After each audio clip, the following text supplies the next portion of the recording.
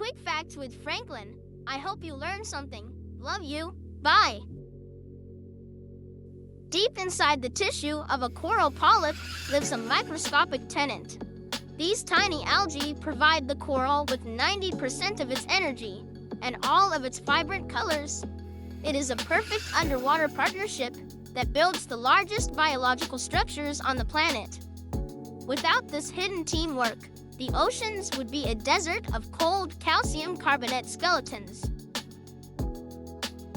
But when ocean temperatures rise by just a few degrees, this delicate biological marriage begins to crumble. The stressed coral polyps are forced to eject their algae partners in a desperate act of self-defense. This leaves the reef looking like a ghostly white skeleton in a process we call coral bleaching. It is a silent catastrophe that can turn a thriving metropolis of marine life into a graveyard in just weeks. The vibrant city loses its power, and its residents have nowhere else to call home. Yet in the middle of these bleaching events, a few resilient heroes are standing their ground against the heat. Species like the massive Porites have evolved a thick layer of protective tissue that acts like biological armor, while other corals around them are turning white. These massive mounds continue to pulse with life and color. They have learned to tolerate higher levels of acidity and heat that would kill almost any other organism. They hold the blueprints for the future of our oceans. Scientists are now harnessing this natural resilience by creating high-tech underwater nurseries. By carefully fragmenting these heat-tolerant corals, they can accelerate their growth rates by 10 times. These resilient fragments are then replanted onto damaged reefs to jumpstart the recovery process. This scientific gardening is rebuilding the foundations of the marine ecosystem.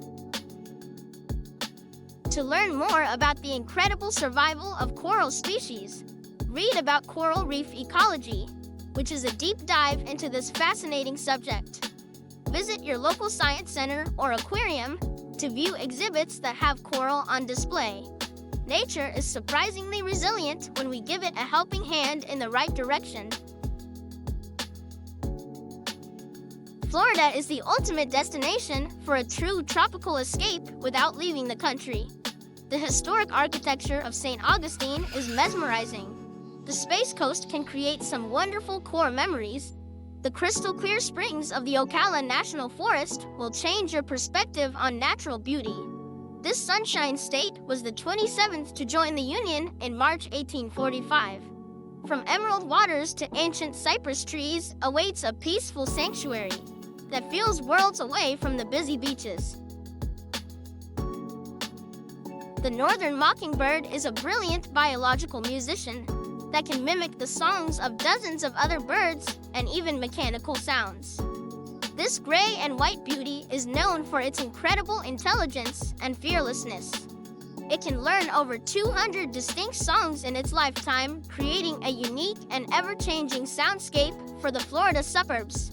While most birds stick to a single call, the mockingbird is a vocal gymnast that keeps every listener guessing with its next note. Deep in the heart of Florida lies a massive and mysterious landscape that is often mistaken for a stagnant and muddy swamp.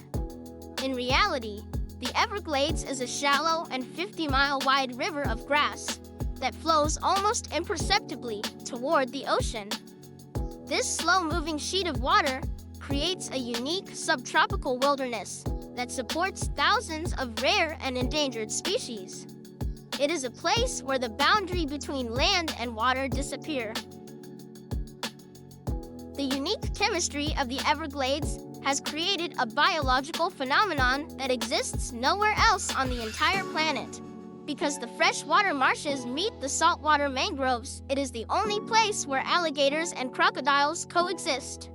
These two ancient apex predators share the same murky waterways and sun-drenched banks, in a rare display of ecological overlap.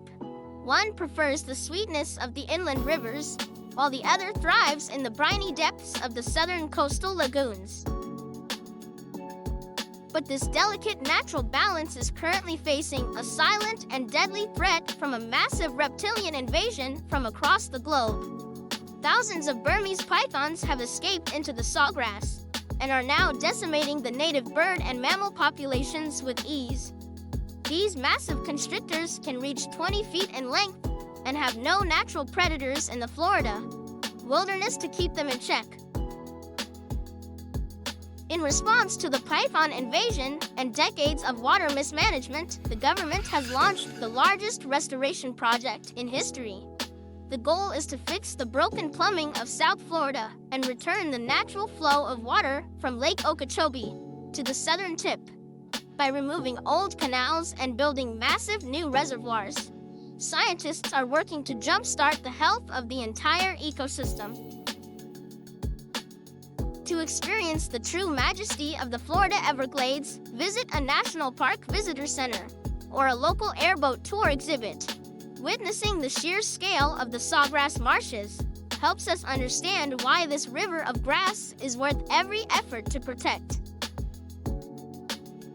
Before he became the father of the national parks, John Muir was a factory worker who nearly lost everything to a sharp metal file. The accident left him temporarily blind and confined to a darkened room where he realized he had been wasting his life on machines. He stepped out of the darkness and into a 1,000-mile walk. In the soaring granite peaks of Yosemite, Muir challenged the scientific consensus of his time with a radical new theory. Most experts believed the massive valley had been formed by a single violent earthquake that dropped the floor of the canyon. But Muir spent years tracking the slow and steady movement of ice, proving that ancient glaciers had actually carved the landscape. He lived on the edge of cliffs and slept on the bare earth to document the microscopic evidence of the moving ice sheets. Muir's passion for the wilderness was so intense that it caught the attention of the most powerful man in the country. In 1903, he invited President Teddy Roosevelt to ditch his security detail and spend 3 nights camping in the Yosemite snow. The two men talked by the campfire under the giant sequoias, where Muir argued that wilderness was a spiritual necessity for a nation. After his meeting with the president, Muir realized that individual passion was not enough to protect the wild from industrial expansion. He founded the Sierra Club to create a permanent voice for the preservation of natural wonders that could not defend themselves. His writings turned the public tide against those who wanted to dam the valleys and log the ancient forests for profit. To learn more about the enduring legacy of John Muir, visit a national park or a Sierra Club conservation center. Today, millions of visitors find peace and joy in the very landscapes that Muir fought so hard to protect. I hope you learned something. If not, let's watch again. Love you. Bye.